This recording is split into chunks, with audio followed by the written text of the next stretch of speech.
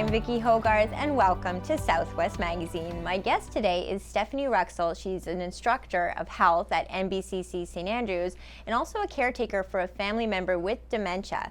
And we're going to talk a little bit, Stephanie, about how that's affecting you and your family member during COVID-19 and what that means about social distancing and the effect it's having on people in general, but particularly people who are homebound during this time. Can you tell people who don't know you, and I know you were on the show talking about Lewy body disease and your specific situation just before COVID hit, so it's been a year of change. Total change, yeah. Can you tell people about what your life is like and what you do for your family member, just to give people background? Absolutely. But before I go there, you said a phrase that really has a major impact, and the Canadian Mental Health Association has really been trying to fight it.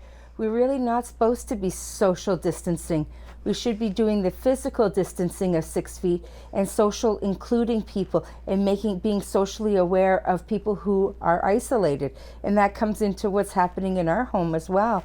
Like when we go, if I go out for groceries, people don't want to say hello anymore. People are leery of making a visual contact with people. And that's really hard, especially if your loved one who's been in the house for a whole week, like my husband, and all of a sudden with his dementia, he decides today is a good day and I want to go to groceries. People aren't wanting to make eye contact or chat. So he is stuck with me as his primary caregiver 24/7, 7 days a week, which in itself can be challenging. I know I've heard stories of people saying, well, Anne Frank did it for 700 days in a 400 square foot apartment with all her siblings and her husband to survive Nazi camp.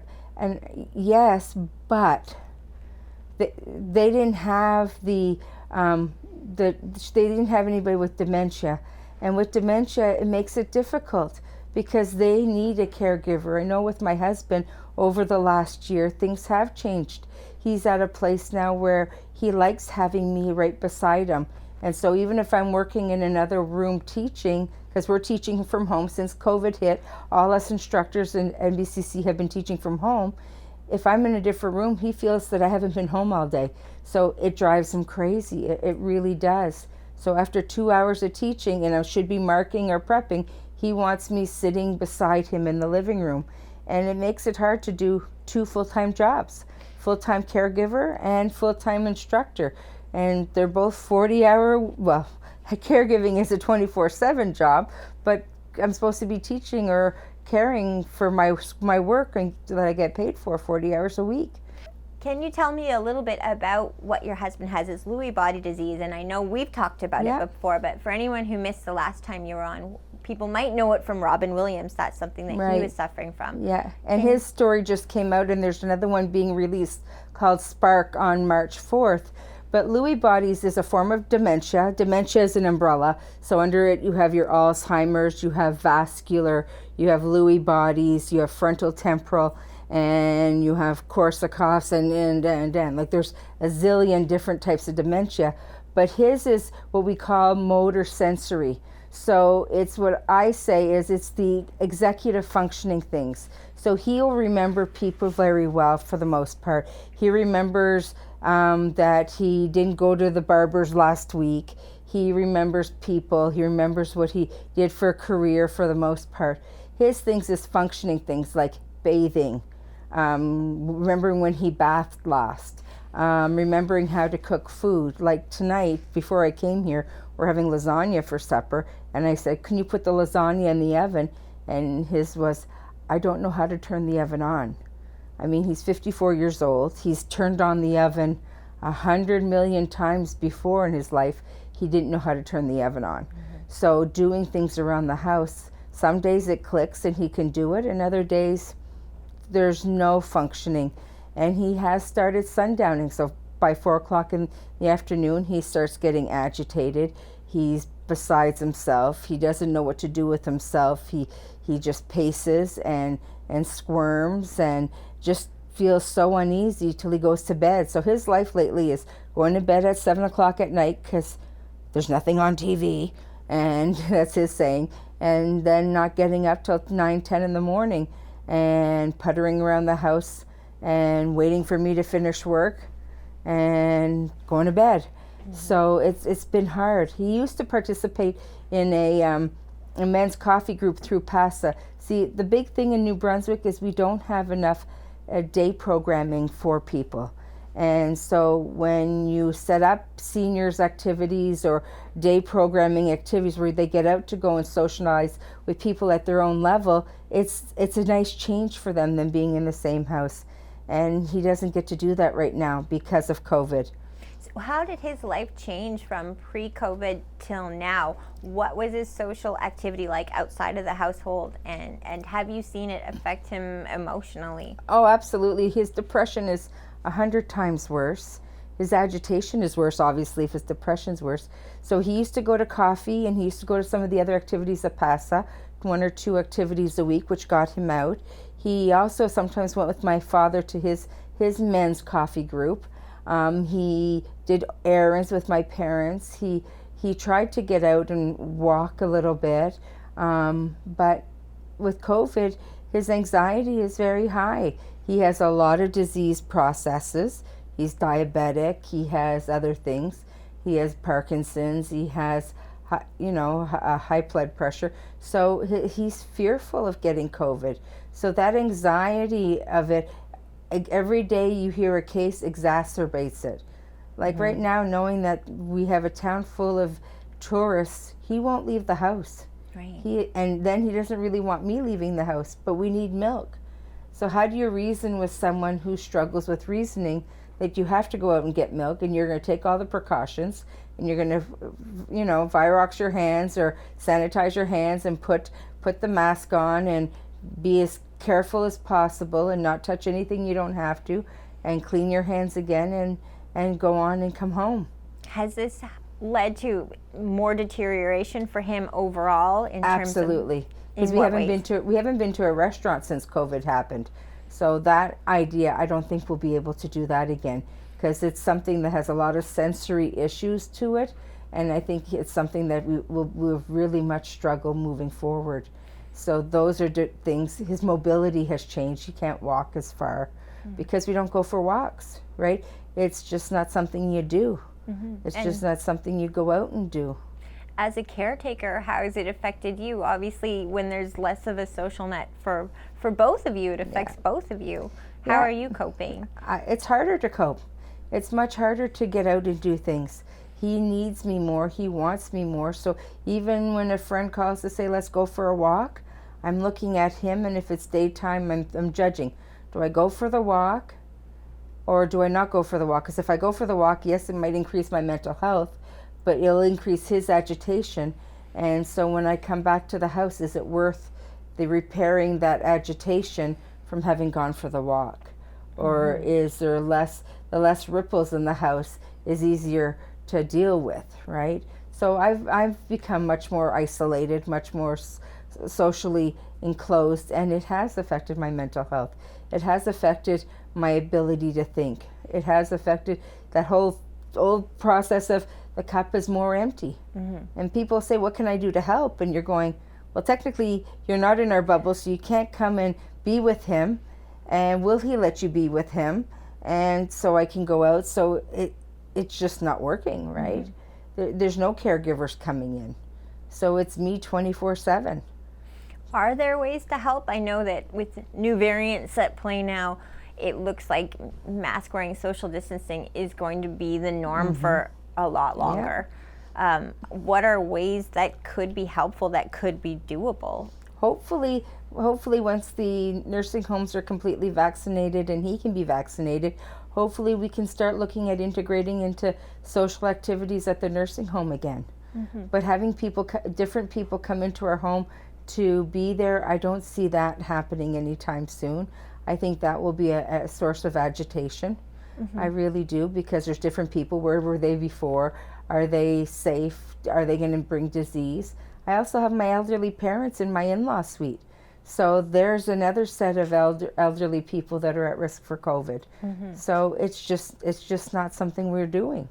Now, obviously, you're a health instructor too, but as a caregiver, what kind of supports do you have in place to do what you do for your family member? I don't know.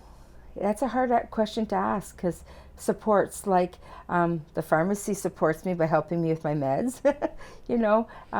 There are no supports right now, really. When we go red, extramural pulls back if you're not extremely sick, which he's not. He's just a routine check. So we lose that. That stops coming to the house on top of everything else, right? So when we're orange and we're yellow, the nursing come in more and check on Ron and add that little social.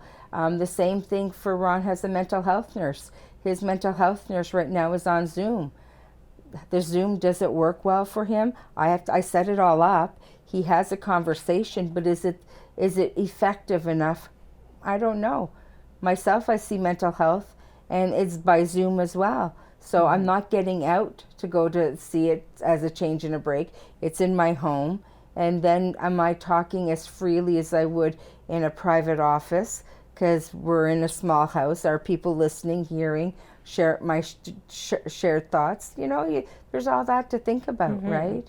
Yeah, it's definitely put a wall up, and I noticed that we were talking before with my own interactions. Yeah. It always feels like, do I need to be saying this? Should I be on a time limit?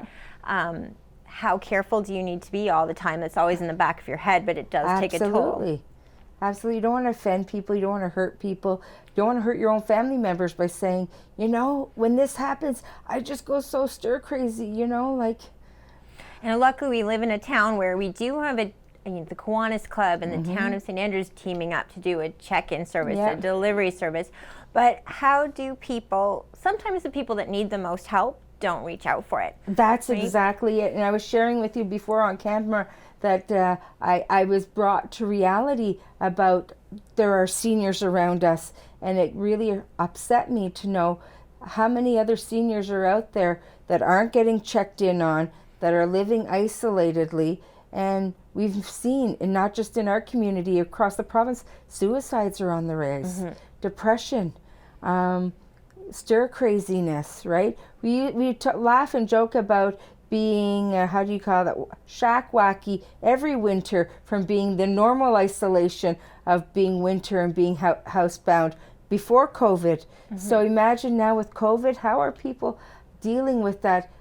I need to get out, and it's freezing rain, or it's raining, it's cold, I think it's a hard time when we realize, even in a small community, all of us have someone we know or are close to. I have a friend who committed suicide in this time period too, and it weighs heavy on everyone. Absolutely. I wonder, as a health instructor, what your advice would be to community members for if they either are looking for help or want to be a part of reaching out to make sure they're still being socially distant, but just looking out for their neighbors. How do we do it? Is it just phone calls? Is it thinking of people that might be alone? Well, I love the little campaign that went out earlier at the end of last week with the Canada Post was sending postcards. That's a really cute idea. I think that was cool. It's something innovative. But yeah, even dropping off a jar of jam to somebody, knocking on the door and standing back your 6 feet and saying, "Hi, I was thinking of you and I made some extra jam and here you go. I hope you like it as much as I do." Just those little things to let people know, hey, you crossed my mind today. I put thought into thinking of you today. Yeah. Because that is important. It goes back to what I said right at the beginning. We got to remember to start being socially inclusive and just keeping our distance, having our mask on, but it doesn't stop us from saying, "Hi, how's it going today?" Yeah. I had my students do an experiment, and it's an experiment I do every term, and it really gets to the point of it. I had them all say, "Hi, how are you?" And when the person asks it back, I had them say, "Not well," and see how many people actually responded back. And less than 50% of people stopped and said, "Whoa, that person admitted to saying they weren't feeling well." Right. We walk right by. We're not in tune with people right now. We're not engaging. We're so focused. Get in, get out, don't get COVID. Get in, get out, and don't get COVID. And there's people in that store that probably are saying, "I'm in the store, I really don't need anything, but I need to see a friendly face that's going to say, 'Hi, how's it going? How are you doing?'" Yeah. I That's agree. the biggest thing we need to start doing.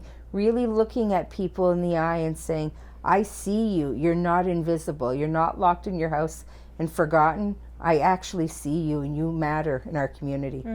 So that is a challenge going out to Charlotte County for everyone, I think, to do. Yeah.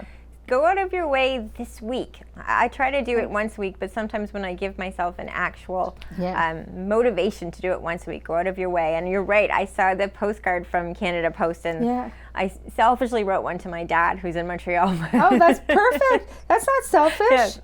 That's not selfish at all. And that's the whole, I sent it to my friend in BC. I sent one to one, I picked out, some people had threw them in the garbage. So I took out the ones out of the garbage too. Sent one to Calgary, sent one to people. I have 3 friends that are in their 40s that live alone, that are teachers, that are isolated. And I'm thinking of them too, right, in this time. There's so many isolated single people out there. And sometimes the one you forget to take care about is yourself, especially in the situations. What is your advice to people who maybe don't even know they're in a place right now where they're suffering from more anxiety and depression than usual? What is the best medicine in this time? For me, the best medicine that I could think of is to make sure, I've started a gratitude journal. And I write 5 things I'm grateful for every day. And some days the gratefulness stuff isn't hitting any rock things. I was grateful this morning for my Apple Jack cereal with milk. Like, that was a #1 good thing for me. I was grateful that the internet worked great for my class. You know, they weren't rock star things, but it's just to bring back the little things that these things have mattered to make my day better, and it lifts my spirit a bit.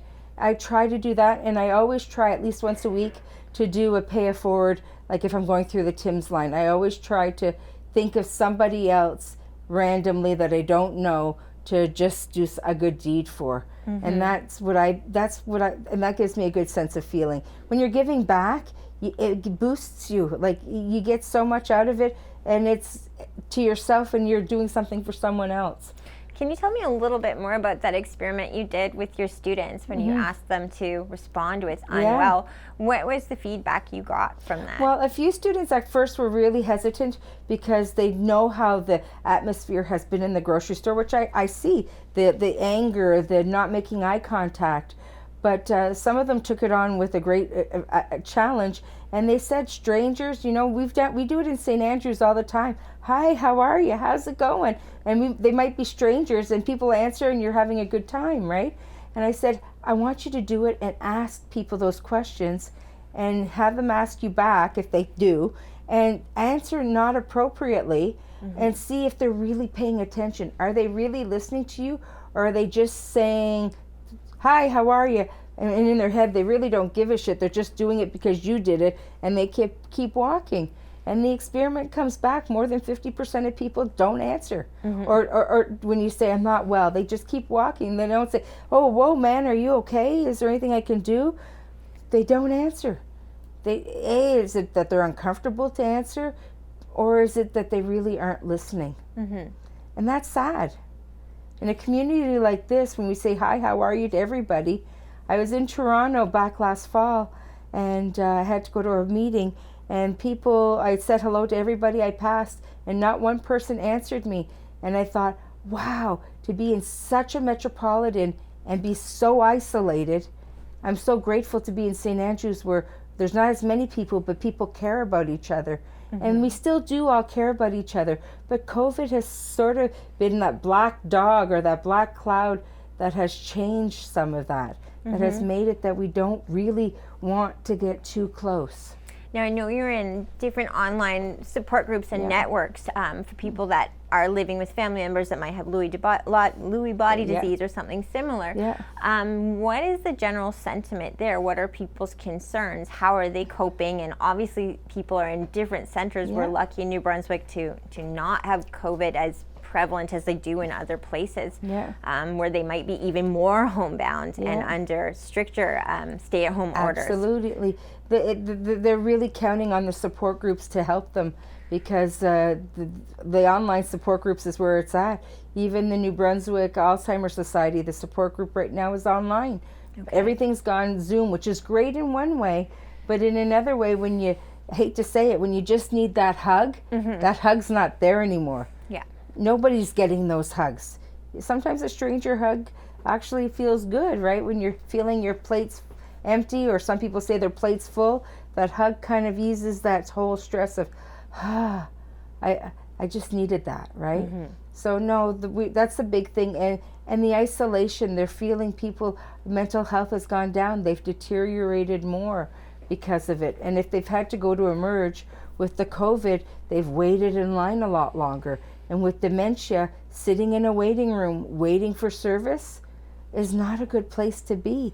There's a lot of confusion. There's a lot of not understanding why they're waiting, not understanding, for especially some of them, of what to touch and what not to touch. There's a lot of that. So in this time, it's really stressful having to do that. And in a lot of places, I know even with Ron through COVID, and this has been probably one of the harder things, and thank you for making me think about it. He had to have physio earlier on, and the rule is you're not allowed to go in with anybody to the hospital. So he was supposed to go to physio alone. And I had to fight, say, well, no, I'm his caregiver, and he has dementia, and so I have to be with him. I need to be there with him, whether it's for an appointment for a vaccine or for physio.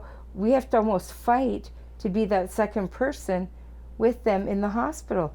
In Kingston, my aunt didn't have that same option. She has dementia, and she was going in with heart failure, and her primary caregiver couldn't go in with her. She had to sit outside in the car while they looked after her. How frightening would that be?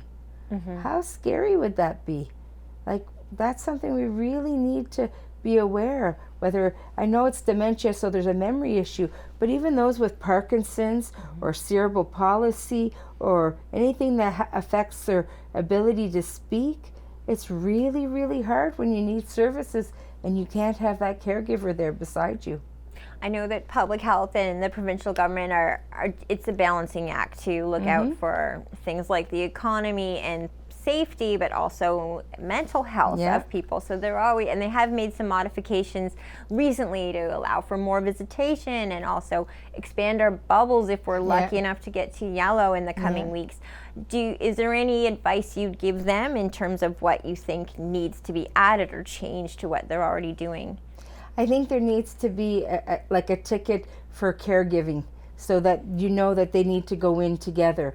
Or if you know someone is single and isolated, that they have that ability to have a better bubble, or have more community outreach, and start centers that are able to take people in for support, for even if it's just to have a bath a week, like the nursing. We need more day programming for seniors who need a little bit of support, that need activities, because our spin drifters is great, but you have to have all your mental faculties to go and participate most of the time in those activities. They're playing cards, and well, if you're you're not as capable, it's kind of hard. There are great people there that would support, but that's not the purpose of that club, right? Have you heard, and I haven't heard, so I'm wondering if you may have heard something in terms of the vaccine rollout, where someone like your husband might fit on the vaccine rollout. Has that been decided yet? Is it still a...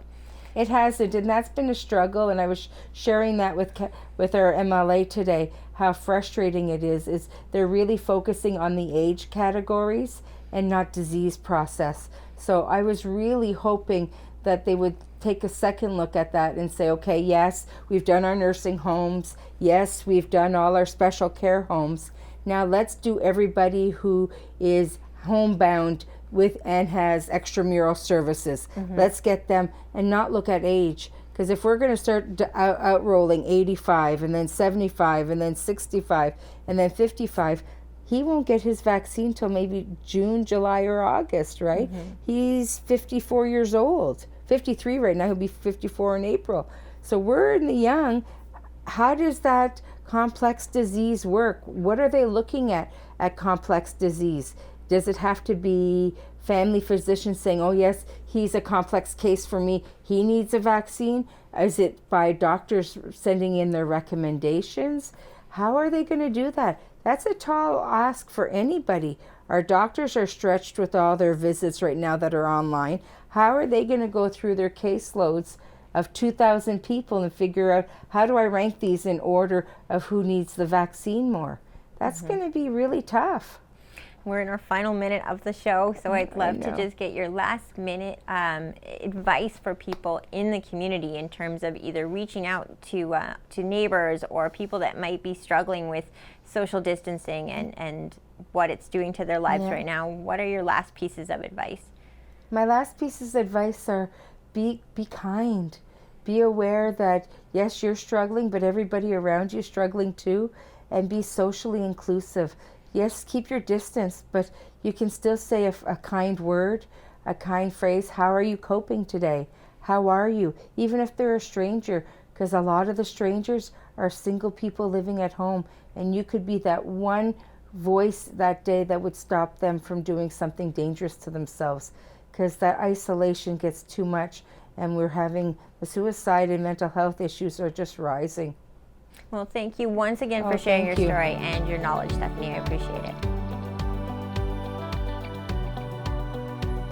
Southwest Magazine is a news and public affairs production of CHCO-TV, New Brunswick's only source for independent community television.